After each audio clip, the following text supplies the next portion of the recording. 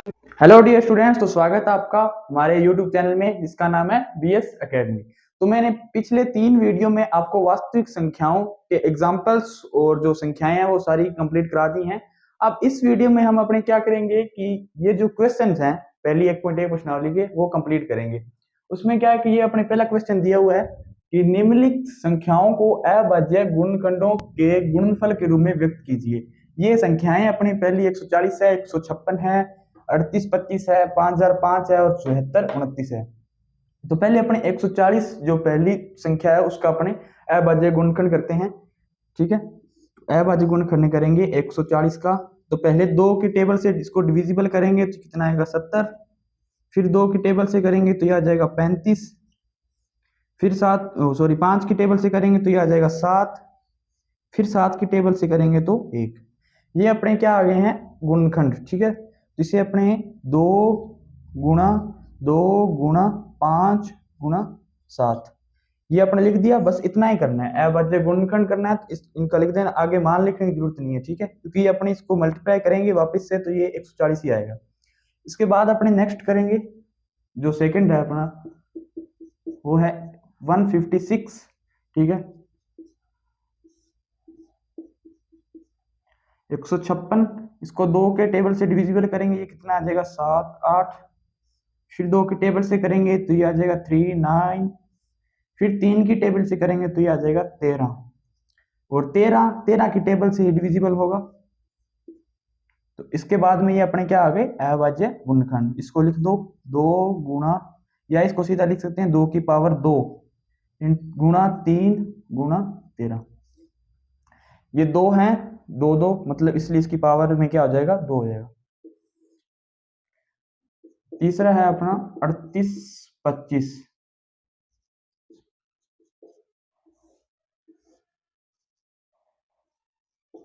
3825 अब इसको अपने देखना है किस टेबल से डिविजिबल होगा। ये होगा 3 3 2 6 3 5 की टेबल से। 5 की टेबल से डिविजिबल होगा या 3 की टेबल से, 3 की टेबल से होगा, सॉरी 3 की टेबल से करेंगे तो 1 3 एकम 3 3 2 6 2 3 7 21 3 5 15 1275। फिर अपने करेंगे इसको वापस से 3 की टेबल से तो ये आ जाएगा 4 2 और 5। फिर अपने करेंगे इसको 5 की टेबल से तो ये आ जाएगा 5 8 और 5। फिर अपने वापस इसको 5 की टेबल से करेंगे तो ये आ जाएगा 17। फिर 17 की टेबल से तो 1। अब ये इसके क्या आ गया है भाज्य गुणनखंड आ गए 3 की पावर 2 गुणा 5 गुणा 5 की पावर 2 और ये 17।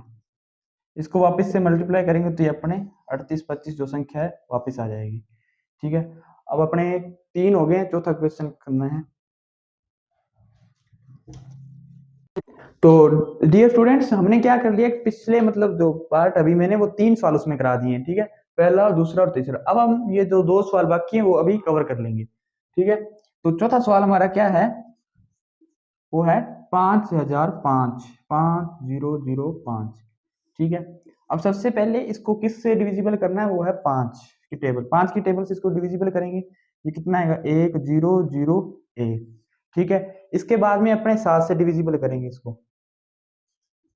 7 7 एकम 7 3 0 7 चौके 28 और 7 तिया 21। फिर इसके बाद में इसको 143 से डिविजिबल करेंगे। ठीक है, तो ये आ जाएगा 1। अब ये जो अपने गुणनखंड आए हैं 5 गुणा 7 गुणा 143। ठीक है, अब इसको वापस से मल्टीप्लाई करेंगे तो ये 5005 जो संख्या हमारी है वो वापस से रिपीट हो जाएगी। ठीक है, तो ये अपना अभाज्य गुणनखंड हो गया। इसी तरह अपने जो लास्ट है वो उसका करते हैं 74 29 7 4 2 9। इसका करेंगे तो ये आ जाएगा 7 4 2 9। सबसे पहले इसको डिविजिबल करेंगे अपने 17 से, तो ये आ जाएगा 17 चौके 68 6 2 और 17 तिया 51 और 17 तिया 51 17 तिया 51 और यहाँ पर आ जाएगा 7। ठीक है। इसके बाद में अपने करेंगे इसको डिविजिबल 19 से, 19 19 दुआ 38, 5 7 19 तिया 57, फिर इसको 23 से ये आ जाएगा 1। अब इसको क्या करेंगे कि ये जो अभाज्य गुणनखंड है उसको नीचे लिखना है 17 इंटू 19 इंटू 23। ये आप ना कॉपी में इसका वापस से गुणा करके देख लेना, अगर ये वापस से गुणा करके ये संख्या वापस रिपीट हो रही है तो ये अपना अभाज्य गुणनखंड जो है सही है। अगर ये यहाँ पर कोई यहाँ पर अलग संख्या आएगी और यहाँ पर अलग आएगी तो ये अपना क्या है उत्तर गलत होगा। तो अब क्या करेंगे, नेक्स्ट क्वेश्चन करेंगे। तो स्टूडेंट्स हमने पहले एक क्वेश्चन कर लिया है इस प्रश्नावली का, अब हम ये दूसरा क्वेश्चन है इसका जो सेम वैसे ही है, पूर्णांकों के निम्नलिखित युग्मों के एचसीएफ और एलसीएम ज्ञात कीजिए तथा इसकी जांच कीजिए कि दो संख्याओं का गुणनफल बराबर एचसीएफ गुणा एलसीएम है। ये बाकी सब सेम है, बस ये थोड़ा नई लाइन है, ये दो संख्याओं के गुणनफल अपनी जांच करनी है। ठीक है, तो सबसे पहले अपने क्या करेंगे 26 और 91 का वो एचसीएफ और एलसीएम दोनों याद करेंगे। तो सबसे पहले सॉल्यूशन नंबर फर्स्ट 26 और 91 का पहले अपने क्या कर लेते हैं, 26 और 91 है दो संख्याएं। ठीक है, पहले इसका एचसीएफ याद करते हैं।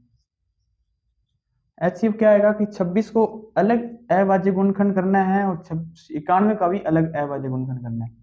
तो पहले इसको दो के टेबल से डिविजिबल करेंगे, 13 फिर 13 फिर 1, और ये आ जाएगा 7 की टेबल से तो 1 और 3, ये 13 1। ठीक है, अब देखना है कि इनके जो अभाज्य गुणनखंड आए हैं वो आए 26 के आगे 2 गुणा 13 और 91 के क्या आए हैं 7 गुणा 13। अब इन दोनों में जो कॉमन है संख्या वो है 13 और 13, इसमें भी 13 है नीचे भी 13 है, तो ये एचसीएफ अपना क्या आ जाएगा 13। ठीक है, और इसी तरह अपने क्या करना है एलसीएम भी इसका निकालना है।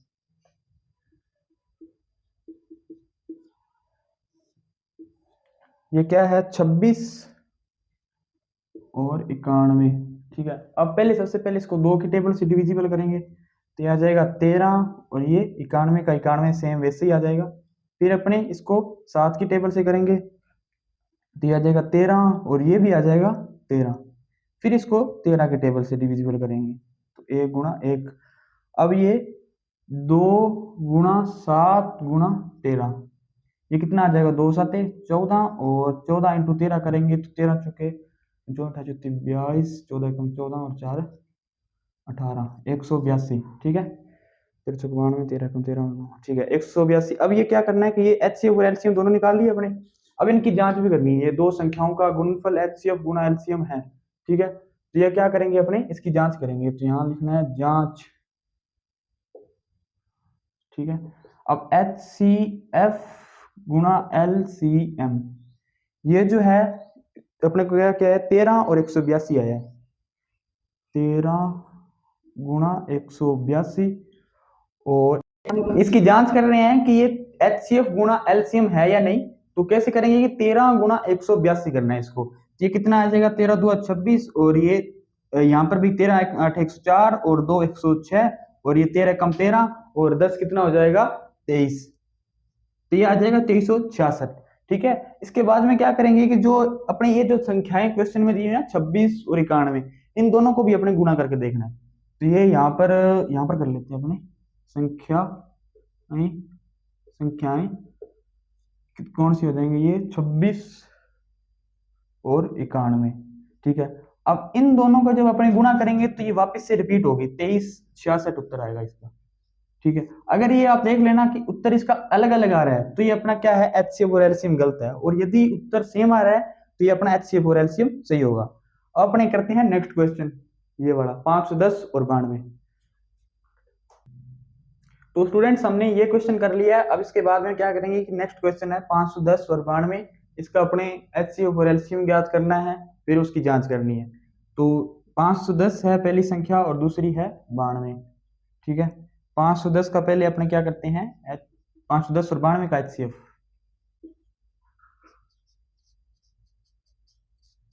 510 और 92 का एचसीएफ करना है। पहले 2 के टेबल से डिविजिबल होगी 2 और ये आ जाएगा 5, ये भी आ जाएगा 5। ठीक है, फिर इसको करेंगे अपने 3 की टेबल से डिविजिबल, तो 8 और ये आ जाएगा 5। ठीक है, फिर इसको 5 की टेबल से करेंगे तो ये आ जाएगा 5 7। ठीक है, एक 7। फिर इसको 7 की टेबल से करेंगे तो ये आ जाएगा 1। ठीक है, इसके बाद में अपने 92 का देखना है। 92 की 2 की टेबल से करेंगे तो ये आ जाएगा 4 6। फिर 2 की टेबल से करेंगे तो ये आ जाएगा 23। फिर इसको 23 की टेबल से और ये 1। अब इसके सिरे देख लो कि इसमें कॉमन ये 2 आ रहा है, 2 आ रहा है, और इसमें 2 और आ नहीं रहा, 2 भी नहीं आ रहा। इसमें 3 इसमें देख लो 3 आ रहा है, इसमें 3 नहीं आ रहा, 5 आ रहा है, 5 नहीं आ रहा, 17 आ रहा है, 17 भी नहीं आ रहा। ठीक है, तो ये क्या आ जाएगा इसका HCF 2। अब अपने क्या करना है, इसका एलसीएम निकालना है। अब इसका अपने एलसीएम निकालेंगे। ठीक है, एलसीएम देख लो 510 और 92 का निकालना है। 510 और 92। ठीक है, 510 और 92 को पहले 2 की टेबल से डिविजिबल करेंगे, और फिर ये देख लो ये सेम आ रहे हैं ना इसकी, जैसे ये 510 को पहले 2 की टेबल से किया, इसको 2 की टेबल से किया, मतलब ये सेम आ रहे हैं, तो इसलिए आपको 2 की टेबल से दोनों को डिविजिबल कर देंगे। तो ये आ जाएगा 255 और ये आ जाएगा 46। फिर देख लो ये यहाँ पर 2 की टेबल से हो रहा है और यहाँ पर 3 की टेबल से, तो ये 2 की टेबल छोटी है इसलिए 2 की टेबल से कर दूं, ये 2 की टेबल से डिविजिबल हो जाएगा। तो ये 255 और ये कितना आ जाएगा 23। ठीक है, इसके बाद में देख लो ये 5 की टेबल से है, ये 23 मतलब 23 की टेबल से है, 23 की टेबल से, तो अपने 5 की टेबल से करेंगे। तो ये 5 की टेबल से किया तो ये देख लो 85 आ गया है, 85। फिर ये 23। फिर इसको देख लो ये 85 को 5 की टेबल से किया है, वापिस 5 की टेबल से करेंगे तो ये आ जाएगा 17। ठीक है, और ये 23। फिर अपनी 17 की, अब 17 की टेबल से होगा पहले, फिर यहाँ पर 1 और ये आ गया 23। अब लास्ट में अपने करेंगे 23 की टेबल से, यहाँ 1 और यहाँ 1। ठीक है, इसके बाद में ये जो अपने अभाज्य गुणनखंड आए 2 2 2 5 5 और 17 और 23, यहाँ पर लिख लो 2 और 2 की पावर 2, 5 की पावर 2 और 17 गुणा 23। ये इसका अपने क्या करेंगे कि जो इसका मतलब ये अभाज्य गुणनखंड आ गए, अब इसका क्या कर लेते हैं, एक साथ एक दूसरे से गुणा करेंगे। ठीक है, तो ये अपने इसका जो इसके साथ गुणा करके जो अपना उत्तर आएगा और ये वो आ जाएगा एलसीएम, और ये जो अपना एचसीएम निकाल रखा है फिर अपने इसकी जांच करेंगे। ठीक है, तो सबसे पहले इसकी ये यहाँ पर जांच वाला लिख लेते हैं, गुणा इसका देख लेंगे बाद में,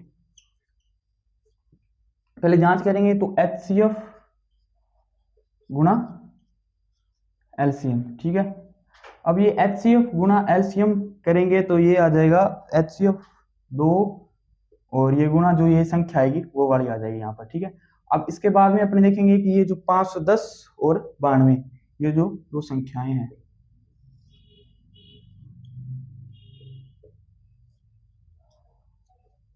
वो कौन सी संख्याएं हैं, दो 510 और 92। ठीक है, 510 इन दोनों को एक दूसरे से गुणा करो। ठीक है, अब जब इनका गुणा करेंगे तो ये कितना आ जाएगा, 0 और 2